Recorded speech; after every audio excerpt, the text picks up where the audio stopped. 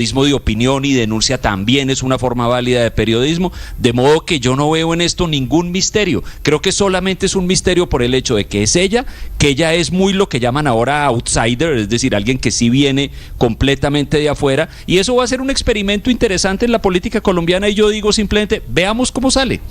Me dicen aquí un par de personas que coinciden en esto, Ricardo. Si Vicky no era candidata presidencial, la empujaron a que lo fuera, porque la comenzaron a meter hace rato en las encuestas, sí, ¿cierto? El presidente Petro la graduó como su gran contradictora política. Cada día, todos los días de la vida, Gustavo Petro le responde a Vicky Dávila y la volvió el alter ego, el caballito de batalla. Le hizo campaña de alguna manera. Totalmente. Le hizo campaña. Totalmente. Sabe que hay una lectura adicional, Néstor, y es que la coyuntura política internacional también pudo haber empujado a Vicky Dávila a tomar la decisión. Es decir, Donald Trump la en victoria de Estados Unidos de Donald Trump, entre otras, genera una ola sobre la que ella considera y calcula que puede tener cierto renacer posibilidad de llegar a la presidencia. De la derecha. Lo entiendo. Para quien quiera opinar sobre esta noticia que les estamos entregando, la renuncia de Vicky Dávila a la revista Semana para ser candidata presidencial, los leo. Yo supongo que a Vicky también le interesa medir la opinión. La cuenta Blue Radio Co, mi cuenta Néstor Morales C, y este será el termómetro de cómo está arrancando la candidatura de Vicky Dávila. Claro que se lanza en este momento tratando de aprovechar la ola de Donald Trump, que seguramente vendrá la visita de Milei y todo ese tipo de cosas. Y pues claro que es una candidatura construida por años, construida ladrillo a ladrillo. La revista era la plataforma de lanzamiento, una candidatura bien financiada y una decisión que parecería concertada desde el primer día con el dueño de Semana. Ahora está muy de moda que los empresarios se metan abiertamente a la política, ¿no? Mira a Elon Musk.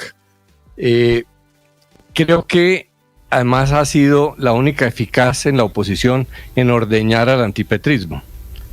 Se enfocó en los escándalos y eso por ahora le está funcionando. Yo diría que Germán Vargas es el único que se ha diferenciado un poco de eso y que es competencia de Vicky. Los demás se han quedado atrás. Pues la pregunta importante de esta candidatura es ¿qué clase de candidata va a ser Vicky Dávila? Por lo que yo le leo en los tweets, parecería que tuviera un estratega norteamericano de corte de populismo de derecha, muy línea Trump. Tiene muchos elementos así. Héctor decía, en lo económico, clarísimamente que es lo de Milei. Milei es el que está de moda, hasta Elon Musk, y el trumpismo lo está copiando. En la estrategia esa de mucha agresividad contra los competidores y los críticos, en ser un outsider, yo creo que sería el equivalente de Rodolfo Hernández para la derecha en estas elecciones, que no va a consultas con los partidos, que denuncia a los partidos y que va hasta el final. La pregunta es si la derecha va a rodearla desde el principio o va a competirle como trataron con Rodolfo Hernández, pero pues yo creo que es la candidata más fuerte y el único que le tiene opciones de competencia en ese sector es Germán Vargas. Son las 7 de la mañana. Y todo eso ya veremos, pero lo que yo sí insisto, Néstor, es que... Lo que quiere decir es patos al agua. Vamos a tener, me da la impresión. Bueno, vamos a tener muchos. Ayer se lanzó el del senador Mauricio Gómez Amín, dijo en un foro que iba a ser precandidato presidencial. Hay patos y hay patos, va a haber muchos patos. Hay más o menos 60 candidatos por ahora, ¿no? Que intentan meterse en la misma piscina. Y contrario a lo que muchas personas dicen, a mí me parece que eso revitaliza la democracia. A mí me parece buenísimo que la gente se lance temprano, que empiecen a exponer sus ideas. Esto lo que quiere decir es larguísimo. Larga, que pasen de las preguntas a dar respuestas, a dar propuestas. Me parece buenísimo. Estamos a un año y medio de las elecciones presidenciales. Me escribe, leo este mensaje, Federico Gómez. Federico Gómez es el presidente de la revista Cambio. Sí, señor. Y me dice que es cierto que la midieron en las encuestas, pero la primera encuesta en donde metieron a Vicky Dávila fue pagada, hecha por Gabriel Gilinski, sí y no. Yo no sé quién fue el primero, pero también encuestas de la presidencia de la República habían metido y habían medido a Vicky Dávila. Así que encuestadores aquí desde hace rato están sondeando a Vicky Dávila como candidata presidencial. Reportera durante más de 30 años, ¿no? Ha pasado por todos los medios de comunicación, por todos. Bueno, llegó a Bogotá en el 94, nació en Buga, Valle del Cauca. A quien le gusta. Tiene 51 años. A quien quiera hablar de periodismo, de política, a quien quiera hablar de Vicky Dávila, de candidaturas presidenciales. Los leo esta mañana a propósito de la renuncia en la revista Semana. Señor Aurelio. Néstor, es innegable que Vicky Dávila en estos últimos 2 años largos se volvió una figura nacional, desde la revista Semana y en la aparición de los medios. Pero yo realmente sí tengo la misma duda que usted expresó inicialmente. Una cosa es el campo del periodismo y otra es el campo de la política. Y de la política en Colombia. Es que para hacer política en Colombia hay que tener un aparato. Es decir, ¿será que Colombia está madura para que un outsider, como dijo Andrés, pueda triunfar? Yo tengo mis dudas. El aparato político del país es muy grande, es muy fuerte. Y usted salir de la dirección de una revista a recoger firmas para volverse la primera outsider de ningún partido también, que llega. Pero también es cierto, la política está cambiando, ¿no? Y usted ve fenómenos políticos. ¿Qué era Donald Trump, Aurelio, en la política? Pero usted sí cree que... Sí, claro. Donald Trump era un presentador de un programa de televisión, un empresario rico. Pero se hizo al Partido Republicano. Y Néstor, ¿usted cree que el país político, después de que el señor El Hash tuvo 90 y pico de votos en el Senado, ha cambiado mucho? Yo no creo. Pero bueno. Pero Aurelio, fíjese la votación por Rodolfo Hernández. Lo de Rodolfo Hernández. Sí, pero Rodolfo había sido alcalde y tenía aparato. Sí, pero a nivel nacional no tenía casi ningún conocimiento. Y hay que sacar congresistas. Es un buen ejemplo. Hay que sacar congresistas, tener listas al Consejo, al Congreso. Es difícil, Néstor. Es muy difícil. Pero va a cambiar la barra definitivamente para Vicky. Va a cambiar la barra, cambia la arena en la que va a jugar. Definitivamente cambia. Yo no me sorprendería si el presidente Gustavo Petro por completo deja de contestarle. Es decir, ya en el campo de candidata presidencial, posiblemente Gustavo Petro, que tanto impulsó la candidatura de Vicky Dávila contestándole ante cualquier trino que ponía o ante cualquier noticia que sacaba, ahora deja de contestarle y trata de minimizarla, porque ya saltó al ruedo y ya está jugando en el campo en el que juega Gustavo Petro, que es en el campo de la política. Y esto se da finalmente, Néstor, en un contexto de una pelea que ya comenzó en el Centro Democrático en los últimos días por la famosa encuesta y que va a ir creciendo. Yo creo que esa pelea en el Centro Democrático va a ir creciendo, se van a hacer mucho daño y eso va a impulsar a Vicky Dávila como alternativa Daniel, de la propósito derecha. De lo que dice Aurelio, le hago una pregunta a Néstor. Néstor, ¿y quién dice que el aparato político no puede acoger a Vicky para que sea su candidata? No puede pasar. No, pues se van a subir seguramente. Si la campaña es viable, si la campaña despega, pues la pero déjeme hacer los políticos se suben cuando ven que en el carro posible ganador, que el bus tiene combustible. Pero además la maquinaria política no necesariamente es determinante para la elección presidencial. Eso está demostrado en Colombia hace mucho rato. Eligieron, por ejemplo, a Álvaro Uribe sin tener prácticamente ningún congresista. Todos los congresistas estaban en contra de Álvaro Uribe. Y bueno, el propio Gustavo Petro, el 80% del Congreso estaba con otros candidatos y no con él. Entonces, eso de la maquinaria política en Colombia, desde que se acabó la fidelidad partidaria, ya me parece que no es tan determinante en las elecciones presidenciales. Pero déjeme decir un par de cositas más rápidas. Claro, el Frente Nacional acabó con la fidelidad partidaria y por eso cada cual vota independientemente de qué partido es, a diferencia de lo que ocurre en los Estados Unidos. Pero miren, Néstor, déjeme decir un par de cositas. Sumarme al comentario de Andrés, que yo estoy de acuerdo en lo fundamental con él. A mí ese reclamo de que usaron la revista y no sé qué, la revista es un medio privado que puede hacer lo que quiera y los lectores de la revista somos los que decidimos si nos gusta ese producto o no nos gusta, y los señores Gilinski se gastan la plata en lo que quieran, y bueno, eso me parece que tiene derecho, y ese reclamo siempre me ha parecido inútil e innecesario. Pero no tiene derecho a usar esa revista para... Pero déjeme dar una teoría. Sí tiene... sí, claro que si abusa y comete calumnias y etcétera, pues responde como cualquier persona, pero para hacer política tiene derecho, como la hace una persona que ha sido rector de una universidad o que, en fin, todo el mundo cuando tiene aspiraciones políticas, cuando está ejerciendo una actividad, pues está tratando de aprovechar esos medios que tiene al alcance para hacerse notar y para ganar adeptos. Pero mire, déjeme una teoría que esta sí seguramente va a generar.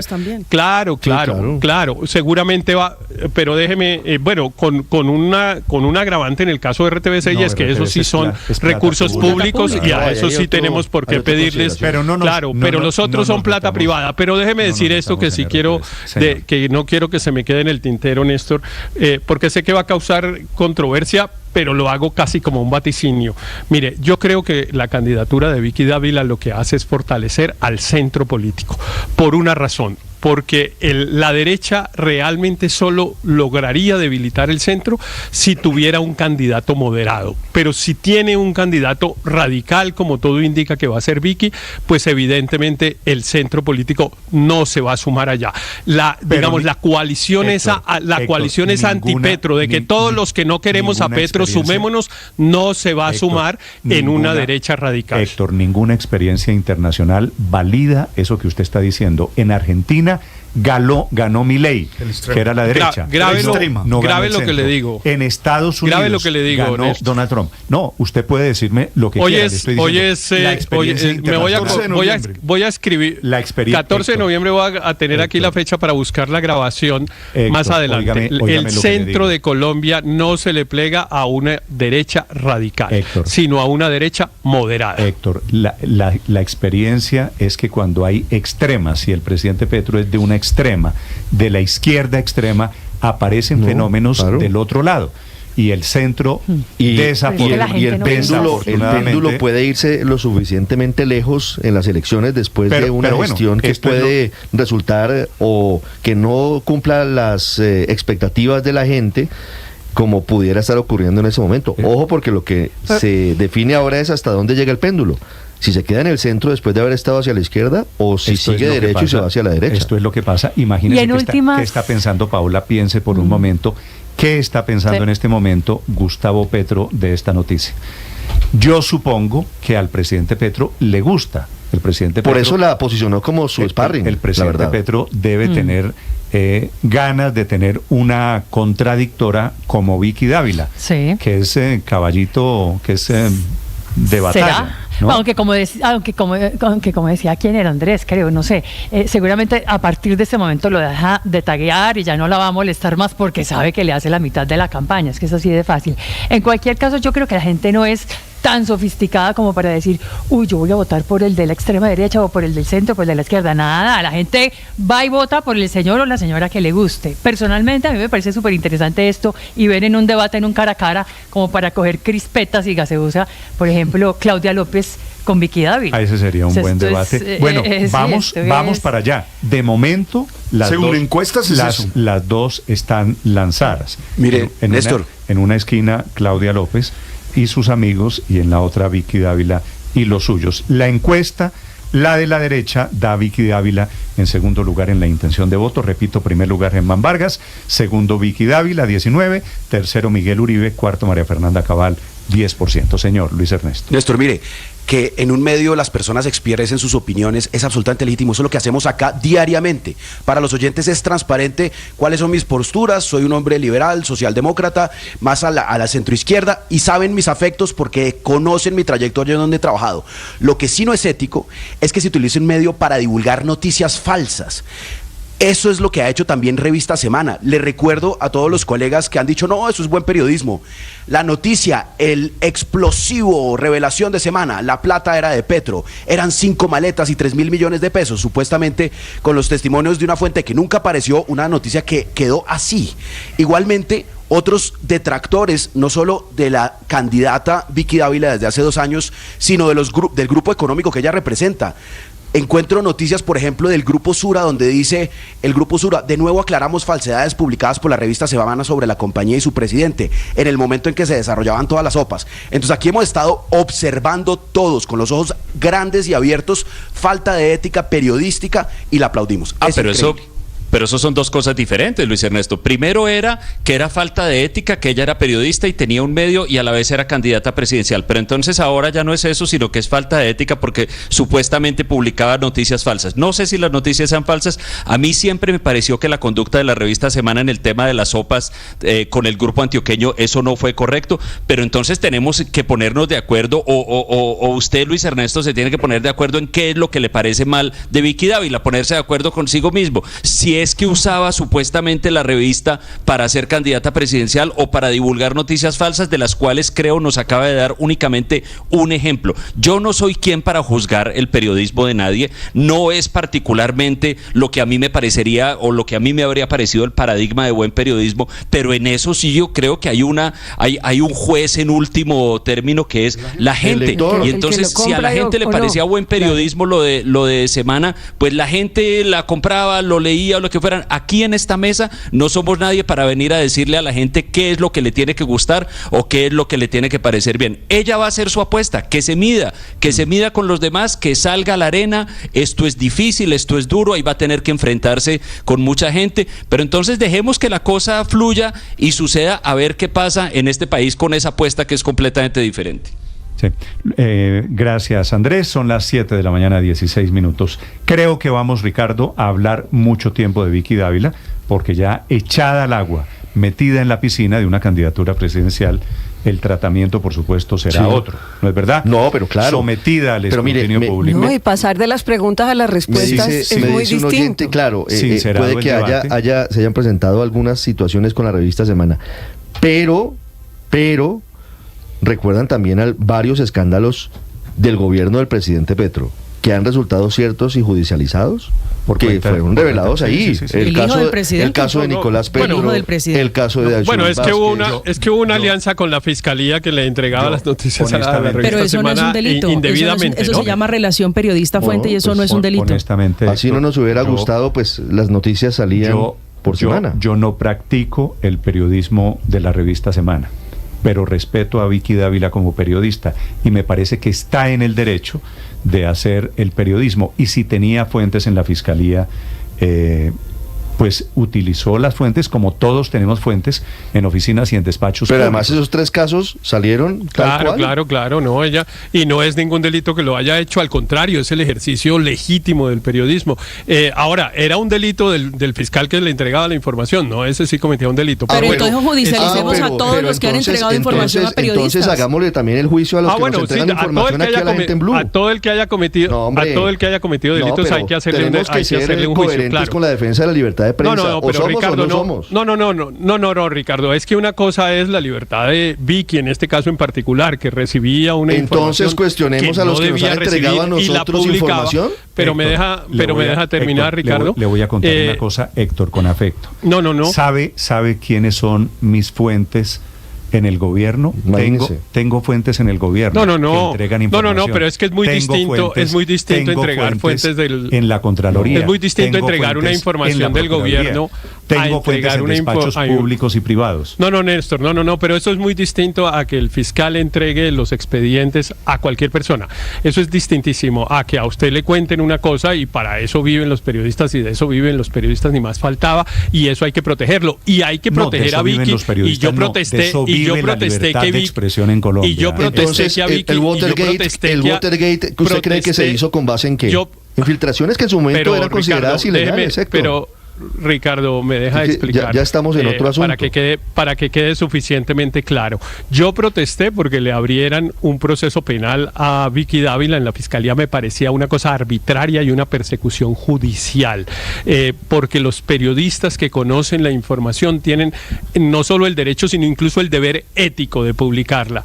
Pero otra cosa es quién la entrega y el propósito de quién la entrega. En eso, pues aquí, en eso no hay discusión. Evidentemente, siempre el periodismo, no importa que haya funcionado, pero así es la ley, Ricardo. Eso no importa que haya funcionado así. Eso no excusa a la persona que entregó, la información. En ese orden de ideas, las fuentes de las chuzadas del gas estarían presas.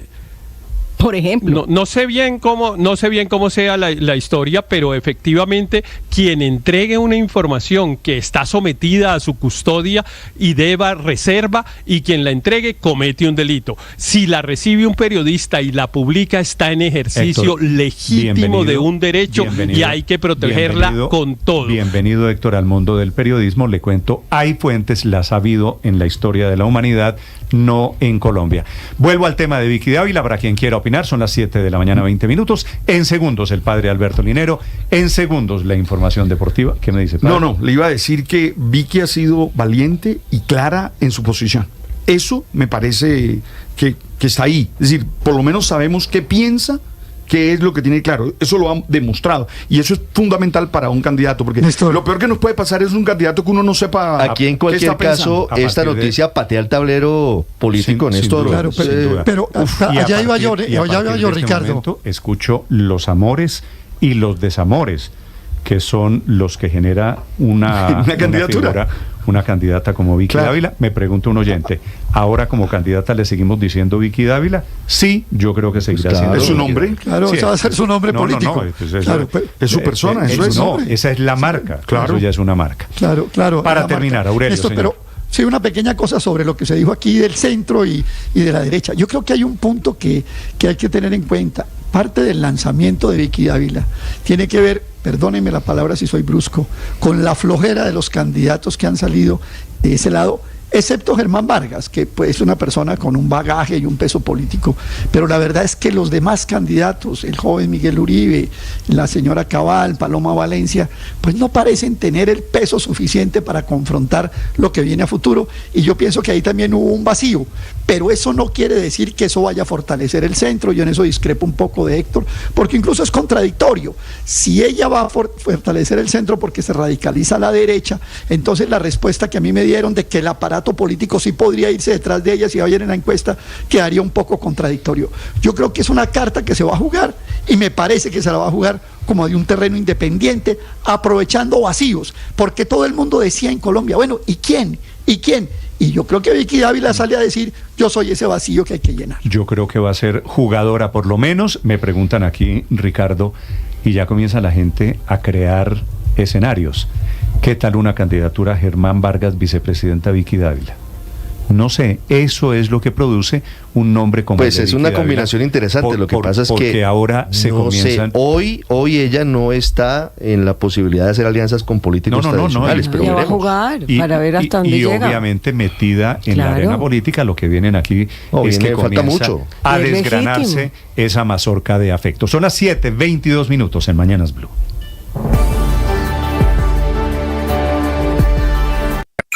Escanea este código y suscríbete a nuestro canal de YouTube, @Blue Radio Co. Y disfruta y participa de la programación de Blue Radio. Blue Radio, le ponemos cara a la radio. Blue Radio, la alternativa.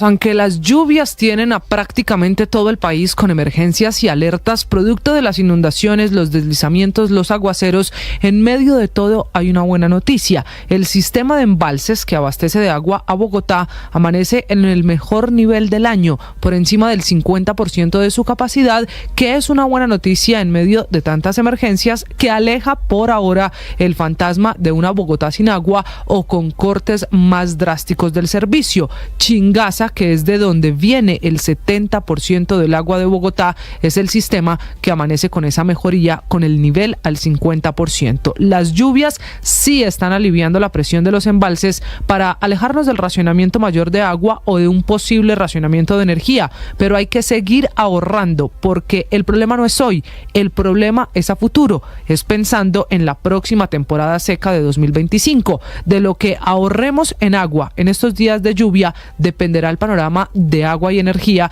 en la temporada seca de 2025.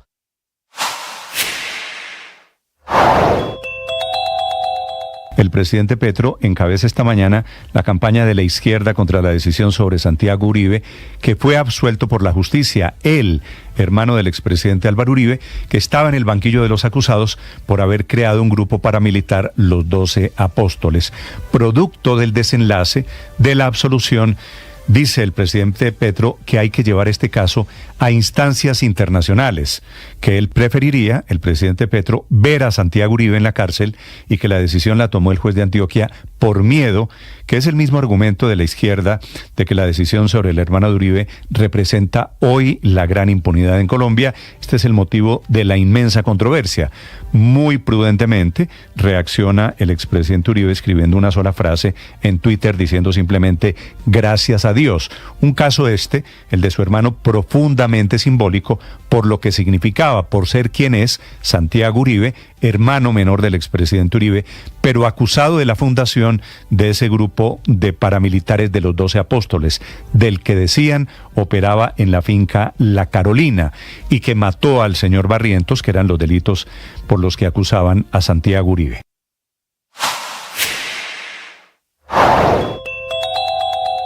Hablando de los paramilitares, hay que hablar de uno de los más sanguinarios, de Mancuso, Salvatore Mancuso, que no debería estar libre, pero lo está. Esa es una de las conclusiones de la última decisión de la Sala Penal de la Corte Suprema de Justicia, que ratificó la negativa de libertad a este exjefe de las autodefensas. Para ese tribunal, el propósito de lograr la paz no es ilimitado, aun si la suspensión de la medida de aseguramiento tiene esa finalidad, y claramente critica los beneficios excesivos a máximos responsables de violaciones de derechos humanos sobre los derechos de las víctimas sin contraprestación ni contención alguna. La Corte está reconociendo en esta decisión que Mancuso no ha contribuido realmente con la verdad y la reparación, por lo que su designación, que es otra de las críticas a su gestor de paz desde agosto de este año, está enviando un mensaje equivocado a las víctimas que esperan que responda con las condenas que ya le impuso Justicia y Paz por 34.000 crímenes que cometió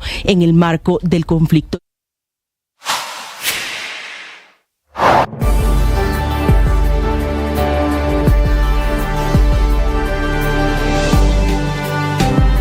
El padre Alberto Linero es periodista y también está en Mañanas Blue. 7 de la mañana, 26 minutos. Ante las narrativas dominantes, la constante avalancha de información, las explicaciones simplistas que pretenden desentrañar la realidad, la proliferación de noticias falsas y las estrategias de manipulación desde diversos puntos ideológicos, el desarrollo del pensamiento crítico se vuelve necesario. Este pensamiento crítico es esa habilidad de analizar y evaluar la información de manera objetiva y lógica. Es como un filtro mental que nos permite separar hechos de opiniones, identificar falacias en los argumentos y tomar decisiones bien informadas. Es una postura consciente y personal frente a los textos, relatos y datos que a diario consumimos. Desarrollar pensamiento crítico implica asumir una actitud de duda constante. No aceptar las cosas al pie de la letra, sino cuestionar y buscar evidencias para validar o refutar lo que se presenta como verdad. Diría mi abuela, no tragar entero. Consiste en aprender a diseccionar la información, descomponiéndola en partes para comprender a fondo, observar las relaciones de causa-efecto y distinguir entre datos e interpretaciones subjetivas, así como evaluar los argumentos analizando bien si son coherentes. En un tiempo en que se pretende manipular a las personas a través de emociones extremas, cuestionar se vuelve esencial. Es importante no quedarse con una sola perspectiva, sino contrastar opiniones y argumentos diversos. La verdad no existe una única verdad absoluta, ni figuras infalibles que deban seguirse ciegamente. Incluso las personas que admiramos tienen que ser cuestionadas. No se trata de dudar por dudar, sino de buscar siempre la evidencia que respalde lo que creemos. La verificación de la información y el uso de fuentes confiables se convierte en prácticas imprescindibles para tener un criterio sólido. Oye, casi que podría decir que se trata de ver para no creer. En lugar de aceptar sin cuestionar, debemos construir un entendimiento propio basado en la evaluación constante y en la búsqueda de la verdad. Hoy hay muchos queriendo que repitamos como loros lo que dicen. Estás escuchando Blue Radio.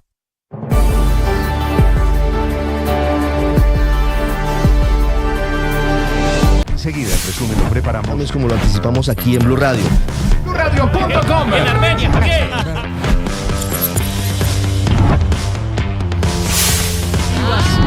Llegó el momento del... a nuestros contemporáneos. Llegó la hora de fluir con el planeta. Y actuar para proteger las reservas de agua que nos quedan. Día a día podemos hacer algo para unirnos a la corriente del cuidado del agua. No es un chiste. Debemos cuidar el agua. Unirnos a la corriente de las acciones sostenibles hará la diferencia. Todos podemos ser protagonistas de esta gran historia. Cuidar el agua, la corriente que nos une. Una campaña de Caracol Televisión, Blue Radio y La Calle.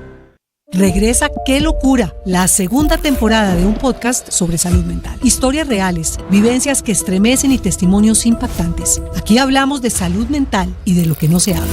Cada episodio de ¡Qué locura! Es un testimonio acompañado con la voz de profesionales. Escúchenos, este es Un Lugar Seguro. Soy María Elvira Arango. Este podcast es impulsado por porquequieroestarbien.com, un programa de salud mental de la Fundación Santo Domingo, TQ y su marca MK, medicamentos totalmente confiables. Producciones de la no ficción de Boombox y Mía. Encuentre todos los episodios en su plataforma de audio favorita. Ya son las 7 de la mañana, 30 minutos. Momento para hablar de deportes, momento para hablar de eliminatorias al Mundial. Atención que acaba de finalizar la conferencia de prensa del técnico Néstor Lorenzo en Buenos Aires. Último contacto con la prensa internacional antes del partido mañana en Montevideo frente a Uruguay.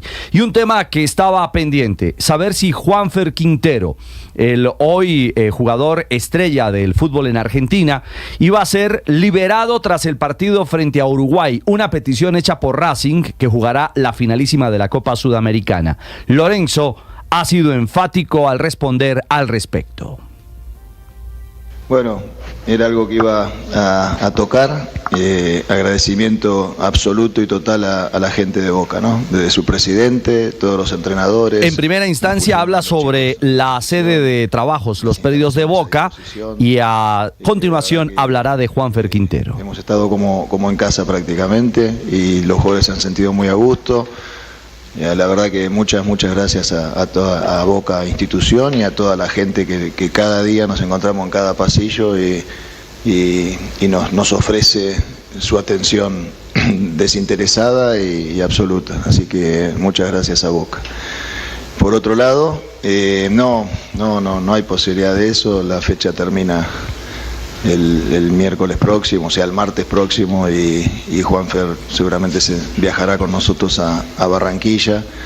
La verdad que sabemos que se superponen cosas importantes, y bueno, pero todo lo que necesitemos, si en algún momento hubiera alguna posibilidad, se hacen favores a veces, pero no en este caso. Estamos necesitados de Juanfer en todo el proceso de microciclo. Juanfer se queda con Colombia, jugará mañana frente a Uruguay en Montevideo, es el gran interrogante. Su nivel es superlativo, es quizás de los más altos en su funcionamiento y para esa posición. Claro, la puja es con James Rodríguez, veremos el técnico cómo juega sus cartas pensando en lo que será el duelo ante los charrúas y posteriormente el martes próximo en Barranquilla frente a la selección de Ecuador. Cierra conferencia de prensa, Colombia cumplirá última práctica y viajará esta tarde a Montevideo para el partido de mañana viernes a las 7 de la noche, hora de Colombia. A propósito de eliminatoria, hoy le recordamos,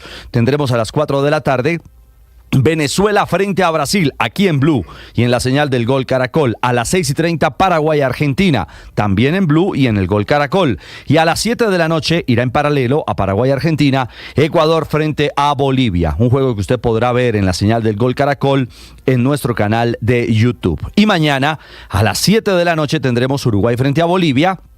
Y a las 8:30 de la noche se cerrará la jornada con Perú frente a Chile. Un vistazo a la tabla: Argentina es líder con 22 puntos, Colombia es segunda con 19, tercera está Uruguay con 16, cuarta Brasil con 16, quinta Ecuador con 13, sexta Paraguay con 13 y en zona de repechaje séptima Bolivia con 12 unidades. Octava Venezuela con 11, novena Perú con 6 y décima Chile con 5 unidades. Hoy en Liga, fecha 19, la última del todos contra todos. tenemos los 10 juegos a las 7 de la noche.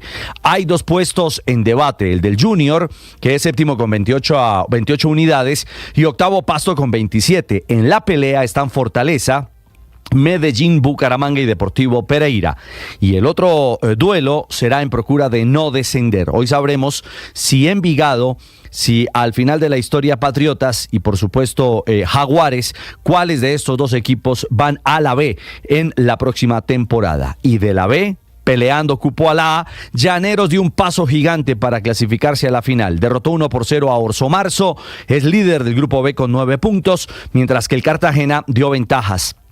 Cayó Real Cartagena, el equipo heroico, en Armenia, 2-1 frente al Deportes Quindío. Este cuadrangular B quedó comandado por el equipo del Llano con 9 unidades, reiteramos. Ahora es segundo el conjunto heroico, Cartagena con 6, tercero Orso Marzo con 4 y cuarto Deportes Quindío con 4 unidades. 7:35, los deportes a esta hora en Mañanas Blue. Estás escuchando Blue Radio. Escanea este código y suscríbete a nuestro canal de YouTube, @Blue Radio Co. Y disfruta y participa de la programación de Blue Radio. Blue Radio, le ponemos cara a la radio. Blue Radio, la alternativa.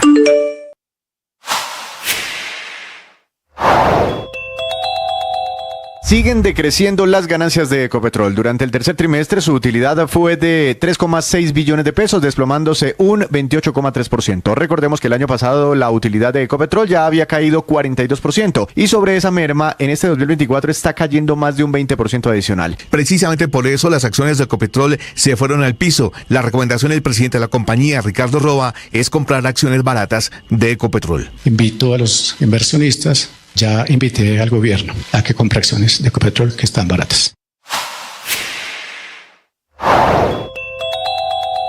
La JEP hizo su primera imputación de cargos al viejo secretariado de las FARC, a Timochenko, al médico, a Joaquín Gómez, a Pablo Catatumbo y a Lozada, actual senador, les imputa cargos por 18.000 casos de reclutamientos y crímenes y abusos sexuales contra niños en hechos relacionados con la guerra en Colombia.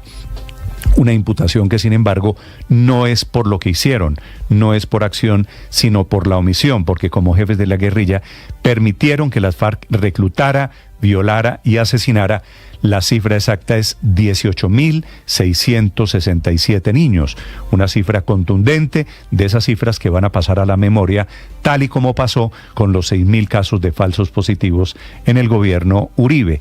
A estos 6 guerrilleros les están imputando cargos por el reclutamiento forzado, por crímenes sexuales contra estos 18.000 y tantos niños. Para ser feliz, tú y yo necesitamos entender que las cosas cumplen un ciclo, que lo humano tiende a volverse obsoleto, que hay relaciones que se acaban. Eso implica que sepamos soltar. Eso implica que sepamos ponerle punto final a esa experiencia. La terrible cifra va de 1971 hasta el año 2016, quiere decir 55 años, en donde la JEP dice ocurrieron 18.677 casos de niños, niñas que fueron reclutados forzosamente por las FARC, fueron víctimas de tortura, de violencia sexual, de abusos permanentes. Este es el caso de la JEP, por el cual imputan al secretariado de las FARC 6 de los más importantes jefes de las FARC que se desmovilizaron, desde Timochenko, que todavía sigue siendo el jefe del partido político Comunes, hasta Julián Gallo. Julián Gallo es senador, Ricardo, sí, ¿no? Señor, su nombre en las FARC era Carlos Antonio Lozada. Lozada, Pastor Alape, Pablo Catatumbo, que también es congresista. Y Joaquín Gómez, que intentó ser alcalde de un pueblo en La Guajira. El doctor Alejandro Ramelli es el presidente de esta JEP que está acusando a estos señores de las FARC de estos horrores de la guerra. Doctor Ramelli, buenos días. Muy buenos días a usted y a su audiencia. Doctor Ramelli, ¿por qué la JEP, y lo escuché a usted ayer hablando de omisión? ¿Esto es omisión, estos delitos que cometieron las FARC, omisión o acción al contrario? Pues fueron ambas. Digamos, la imputación es por 5 patrones macrocriminales y unos son por acción y otros por omisión. Entonces yo quisiera como clarificarlo. Sí, señor. En el tema de reclutamiento de menores es por acción. O sea, digamos, eso es una política institucional de la organización reclutar menores, incluso personas menores de 15 años. Entonces tenemos que, si bien estaba prohibido por reglamentos, pues igual se reclutaron, y de los que usted dijo 18.677, nosotros tenemos que 5.600 eran por lo menos menores de 14 años.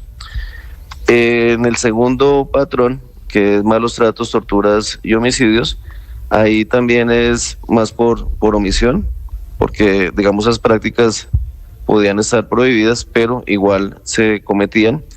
La anticoncepción forzada es por acción, porque desde la 8ª conferencia de las FARC en 1993 se determinó una política de anticoncepción.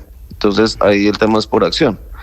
Y algunos mandos incluso pues entendieron llevar al extremo, digamos, esa política de anticoncepción con la práctica de abortos forzados, incluso en etapas bastante avanzadas de gestación. En el tema de violencia sexual en contra de los niños, si bien eso estaba prohibido, igual por los reglamentos, están documentados casos de esclavitud sexual, uniones forzadas, desnudez forzada y otros actos violentos que no fueron debidamente controlados y que cometían las tropas. Y el quinto patrón por violencias basadas en prejuicio. Antes de que pase el quinto patrón, el tema de la violencia sexual, de los abusos, ¿eso es por acción o por omisión?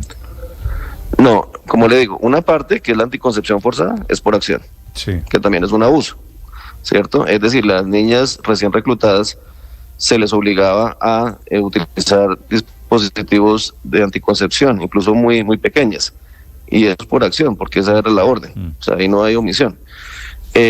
Ya el tema, si usted me pregunta por violación o por esclavitud sexual y demás, ahí es por omisión, porque la conducta estaba prohibida, pero sin embargo se daba la práctica y no se tomaron las medidas adecuadas para evitar que este fenómeno siguiera sucediendo. Entonces digamos que en el tema sexual, pues unas cosas son por acción y otras son por omisión.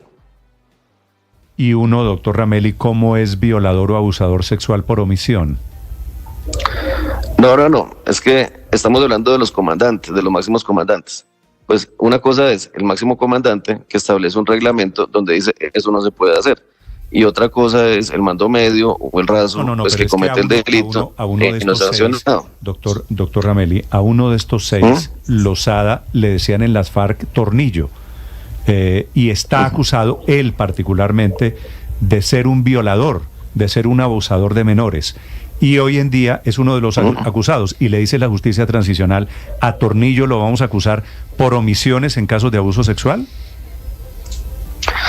Yo quisiera aclarar que en este auto no hay, digamos, ninguna imputación por una conducta individual. O sea, es una imputación por patrones macrocriminales. Entonces, si ya hay un caso individual, pues habría que examinarlo y tomar la decisión.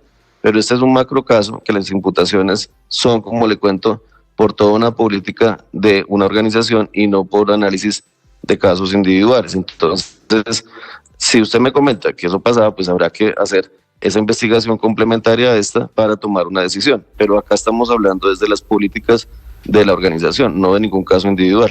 Doctor Ramelli, quiero preguntarle por el reclutamiento de menores de edad. ¿Cómo se llega a la cifra de los más de 18.000 menores de edad, menores de 15 años, reclutados para las filas de las extintas FARC?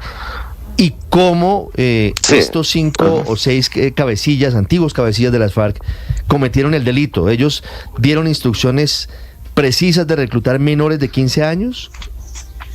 Bueno, digamos que para llegar a esa cifra, nosotros tenemos varias bases de datos. O sea, las bases de datos de la Fiscalía, Centro de Memoria Histórica, pero además las víctimas presentaron 77 informes.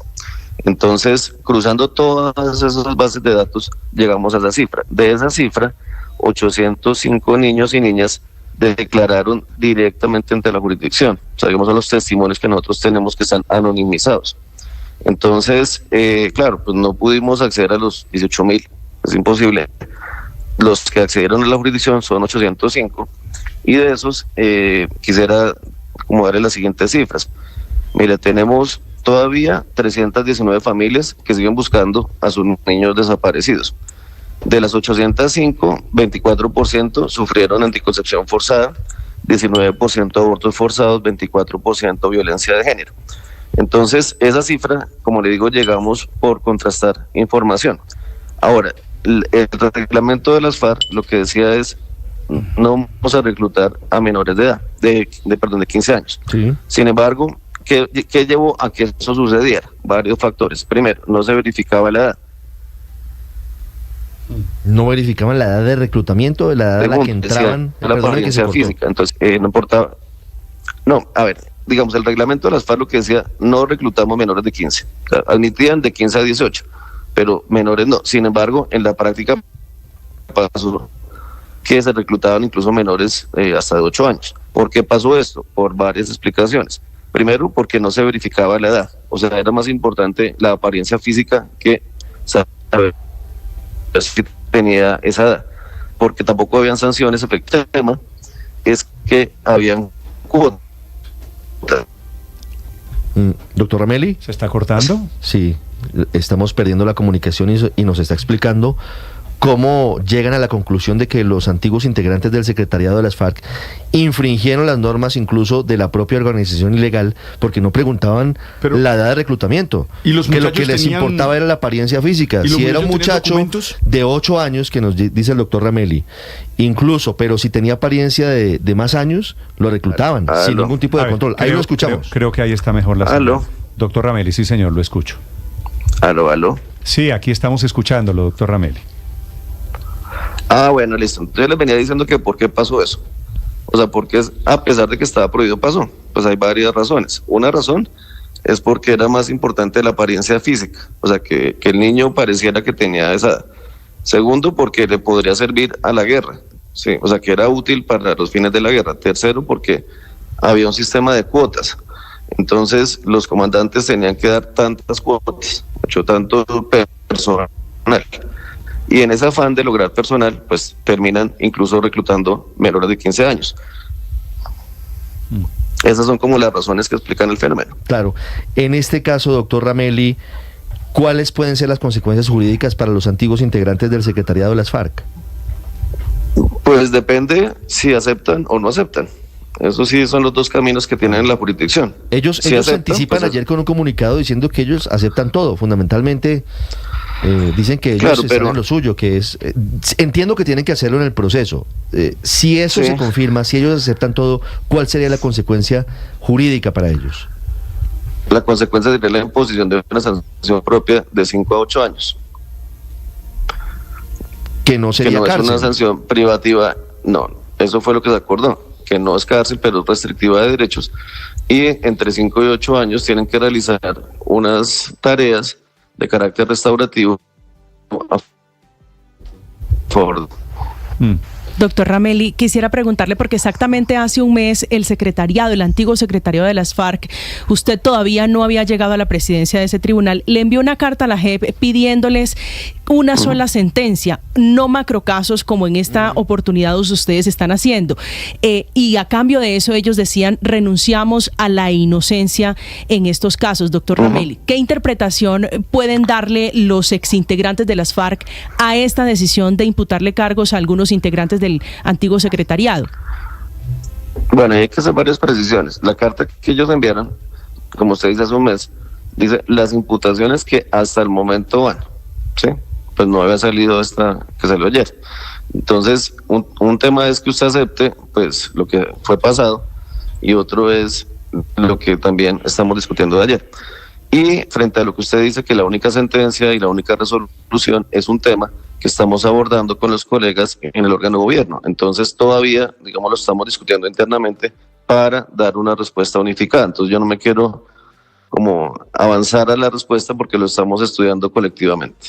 Sí, doctor Ramelli, después de esta acusación en el proceso, en el judicial ante la JEP, ¿qué sigue para estos señores, para estos 6 integrantes de las FARC acusados de este delito o de estos delitos? Reclutamiento de niños, la violencia de niños, el abuso sexual de niños. ¿Ellos siguen en sus actividades como si nada? No, el camino procede al siguiente, Néstor. A partir de la notificación, tienen 30 días para que ellos tomen la decisión, pues si aceptan finalmente o no. Porque la carta de ayer, pues digamos, no me parece que sea tan clara al respecto. Será mejor que clarificaran un poco el tema. Segundo, las víctimas tienen los mismos 30 días para presentar observaciones al auto que salió ayer. Igualmente la Procuraduría. Entonces el camino procesal es ese, son los 30 días, a ver qué pasa. Gracias por esta explicación, doctor Ramelli, muy amable. No, con mucho gusto, Néstor. Magistrado Alejandro Ramelli es el presidente de la JEP sobre la acusación a los integrantes de la cúpula de las FARC. Estás escuchando Blue Radio.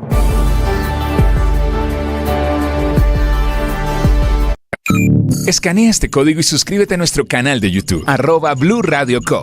Y disfruta y participa de la programación de Blue Radio. Blue Radio, le ponemos cara a la radio. Blue Radio, la alternativa.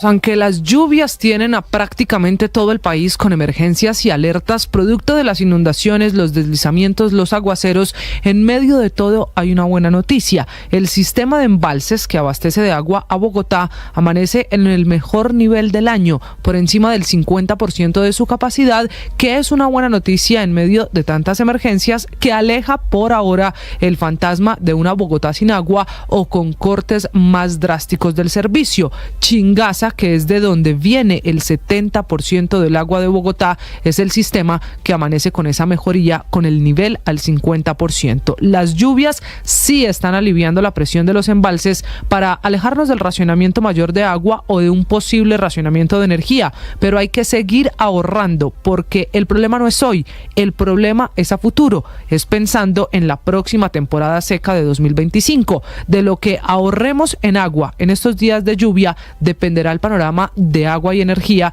en la temporada seca de 2025.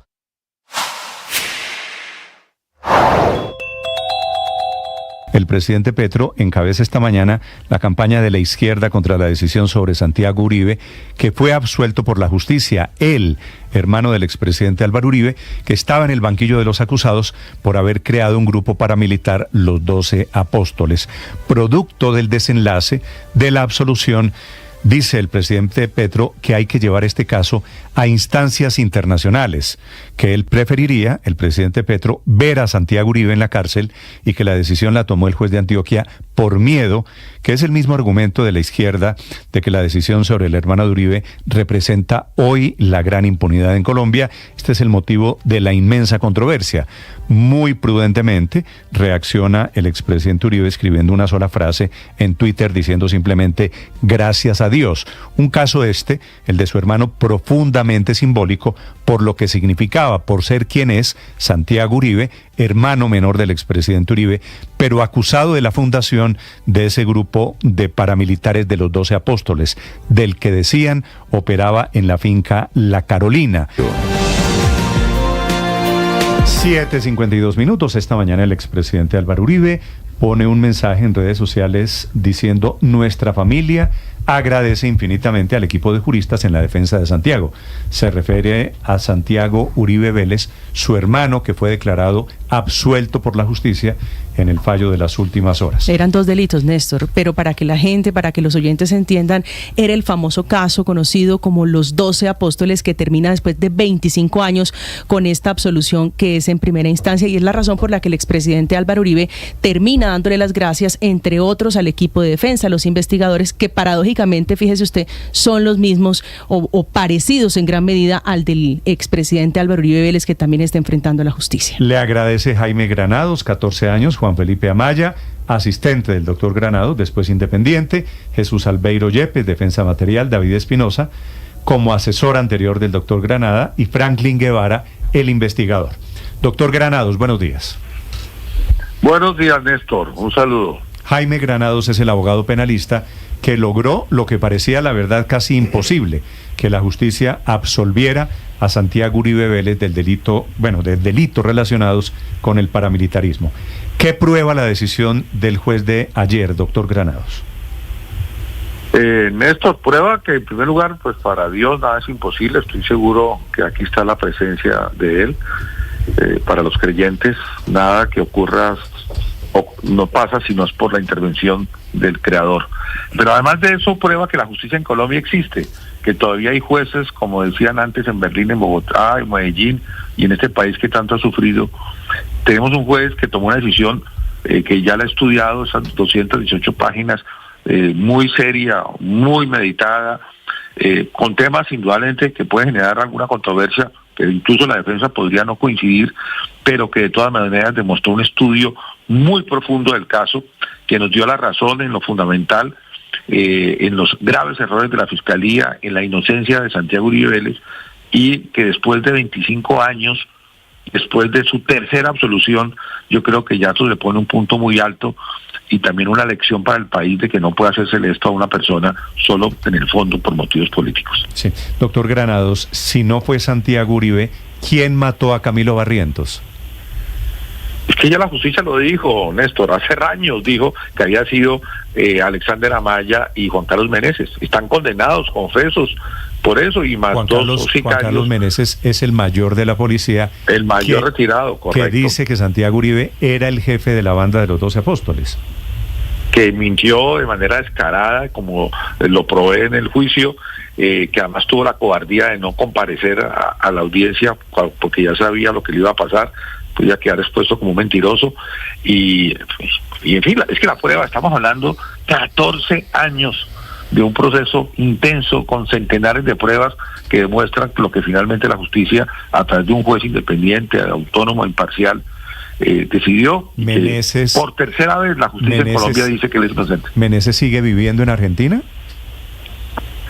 Bueno, Meneses ha estado paseando por muchos lugares, estuvo mucho tiempo refugiado en Venezuela con Chávez y Maduro, luego estuvo en Argentina, luego estaba en Colombia, aquí estuvo un tiempo detenido, luego lo soltaron, y ahora no tengo ni idea dónde esté, porque pues él ha vivido financiado por el Cartel del Norte del Valle y por los enemigos políticos de Álvaro Uribe Vélez. ¿Pérez Esquivel fue el que estuvo apoyando a este señor Meneses en Argentina? En el 2010 sí, lo utilizaron, yo creo, seguramente de buena fe de haber caído en eso, porque pues hay algunas personas que se encargan de hacer ver a otras lo que no son. Pero para eso está la justicia, pues para develar y descubrir la verdad. Sí, y eso es lo que ha ocurrido en este caso. Le digo porque efectivamente unos organismos de derechos humanos de izquierda o gobiernos de izquierda terminan ayudando y acogiendo la tesis de Meneses de que los Uribe eran paramilitares. ¿Usted vio una mano internacional aquí como abogado, doctor Granados? Hubo una mano inicial del Cartel Norte del Valle. Recuerden que finalmente iba a declarar y no lo dejaron a RQ, Ramón Quintero San Clemente, uno de los líderes de ese cartel, y otro, Diego Rastrojo, que también quería declarar y no lo dejaron.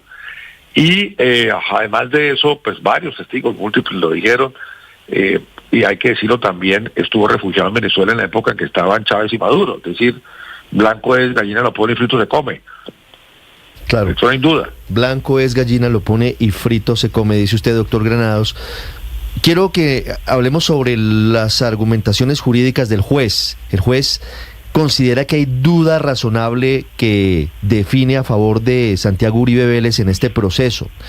¿Qué es lo que no hizo bien la Fiscalía según el juez que absuelve al hermano del expresidente Uribe este miércoles?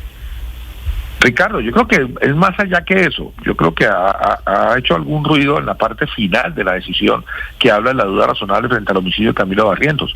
Pero si analizamos el tema central al cual le dedica casi 200 páginas de la decisión, que es el tema del concierto para delinquir, que es la madre de todo, es claro el juez, por allá en el folio 209, al hablar de que fueron evidentes los garrafales yerros cometidos por la Fiscalía.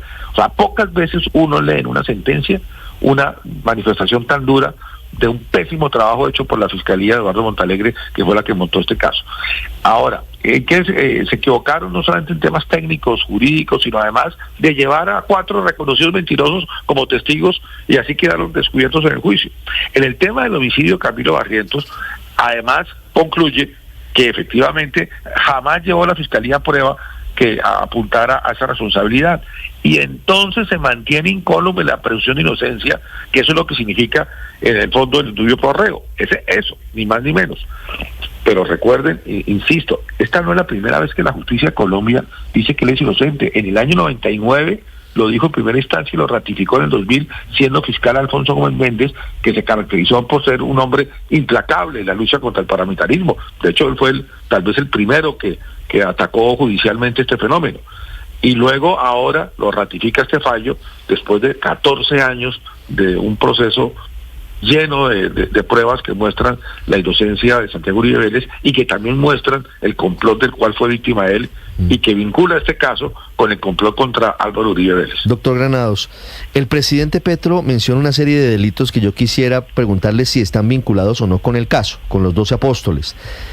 El presidente habla de un crimen internacional de lesa humanidad, como haber asesinado sistemáticamente miembros de la UP, con asesinato de niños incluidos. ¿Esto estaba dentro del proceso, dentro del juicio contra Santiago Uribe? Nada de eso, es otro tema totalmente diferente, nada tiene que ver el magnicidio de la UP, porque estamos hablando de centenares de homicidios por motivos, al parecer, políticos contra miembros de esa colectividad y del cual pues hay bastante historia internacional en condenas a Colombia. Nada tiene que ver el tema de UP con este caso, pero nada es nada. Sí. No se menciona en ningún momento la Unión Patriótica ni el asesinato de sus integrantes dentro del proceso contra Santiago Uribe. Jamás. Y 14 años que jamás se ha mencionado ese tema. Doctor Granados, en los trinos, no uno, varios del presidente Petro, me sorprendió particularmente que el presidente dijese que era esta decisión sobre Santiago Uribe tomada por cuenta del temor de un juez. ¿Usted sabe algo de esta teoría del presidente Petro? No, yo creo que el presidente, él como jefe de Estado, tiene que dar ejemplo de respeto a la autonomía y la independencia del Poder Judicial, que es un pilar fundamental de la democracia. Si uno pone en tela de juicio como jefe de Estado, en un caso en el cual no tiene arte ni parte, ¿qué pasará mañana?